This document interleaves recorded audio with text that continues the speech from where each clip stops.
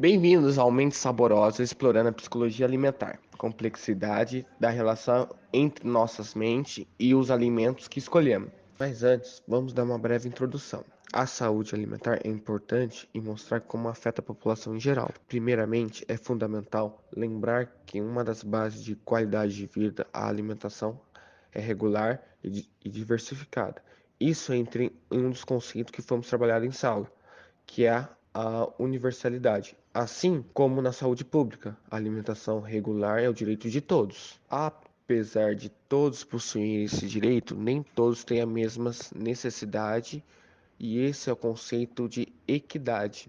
Por isso, a demanda por certos recursos deve ser priorizada.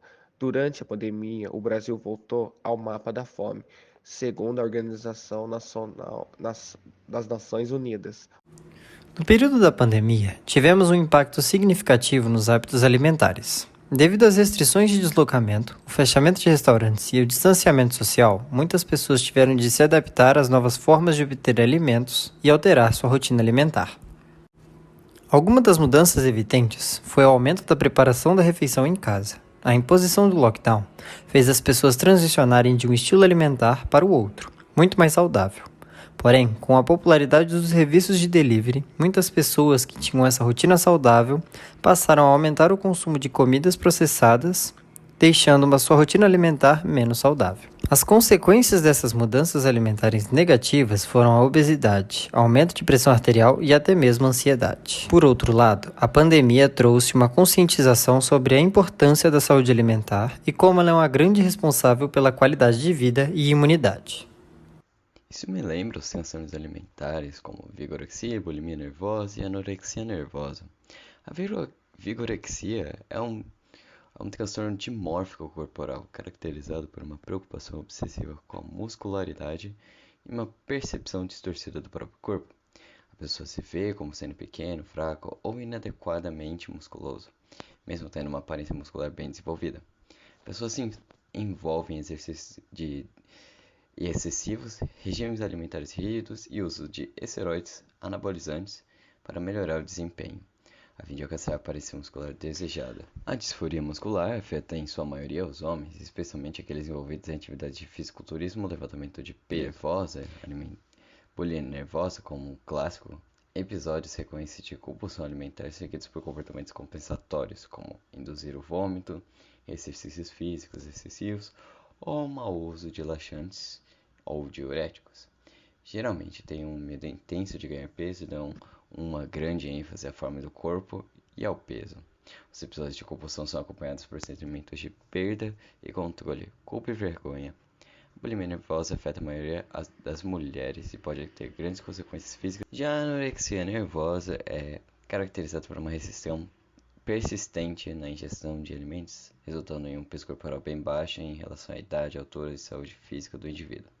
Costumam ter medo intenso de ganhar peso ou de ficarem gordas e ter uma imagem distorcida do corpo, se percebendo como acima do peso e mesmo estando abaixo do peso do normal, que é o IMC.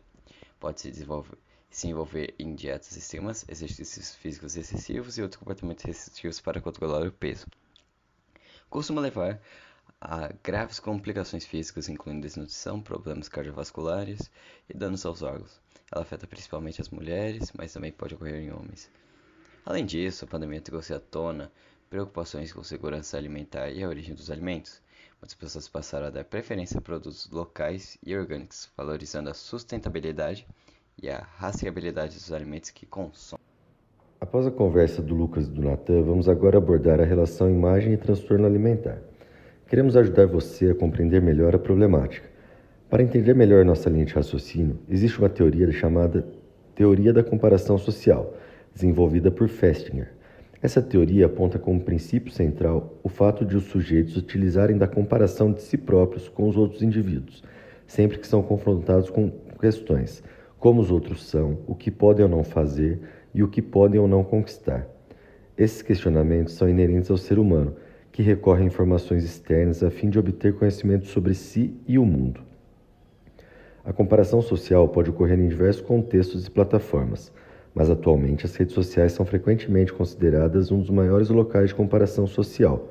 Com este padrão pode ser em parte devido à pandemia de Covid-19, durante a qual o uso das redes sociais aumentou, principalmente entre os jovens adultos. O uso da rede social oferece muitos benefícios, incluindo maior interação social e apoio de pares. No entanto, evidências crescentes documentam o potencial impacto negativo da rede social na qualidade de vida e na saúde mental, incluindo possíveis associações entre o uso da rede social e má imagem corporal e alimentação desordenada, como o Luca comentou sobre os transtornos alimentares. O uso da rede social mudou cada vez mais as plataformas baseadas em imagens, como Instagram e TikTok, que disseminam desproporcionalmente conteúdo relacionado à aparência e especificamente à perda de peso, e também servem como recursos informais para a promoção da saúde. E a comparação social desempenha um papel significativo no desenvolvimento e agravamento desses distúrbios alimentares, como a anorexia nervosa, a bulimia nervosa e o transtorno da compulsão alimentar. Como foi dito anteriormente, em outras palavras, a comparação social ela se refere à tendência das pessoas de avaliar suas próprias características, realizações e aparência física em relação a de outras pessoas ao seu redor, levando à comparação e à busca de padrões idealizados. A sociedade frequentemente promove imagens de corpos magros como ideais de beleza para mulheres e corpos musculosos para homens. A exposição constante a esse tipo de padrão irrealista pode levar à insatisfação corporal e o desejo de alcançar um corpo semelhante aos apresentados na mídia. Isso leva a comportamentos alimentares desordenados na busca por atender esses ideais. As pessoas com distúrbios alimentares muitas vezes comparam seu corpo e peso com de outras pessoas ao seu redor ou de suas mídias sociais. Quando se percebem acima do peso ou com uma aparência diferente, elas podem desenvolver uma imagem corporal negativa e recorrer a dietas restritivas ou comportamentos compensatórios, como o uso de laxantes, provocar vômitos ou então um exercício excessivo. E mais uma vez, com a chegada da rede social, a comparação social ela se intensificou. As pessoas agora têm acesso a uma infinidade de imagens e informações sobre o corpo, alimentação e exercício de outras pessoas. Isso pode levar a uma comparação constante e um sentimento de inadequação. Além disso, as redes sociais também podem promover comunidades pró-distúrbios alimentares, onde os comportamentos alimentares ordenados são encorajados e compartilhados, agravando ainda mais a situação.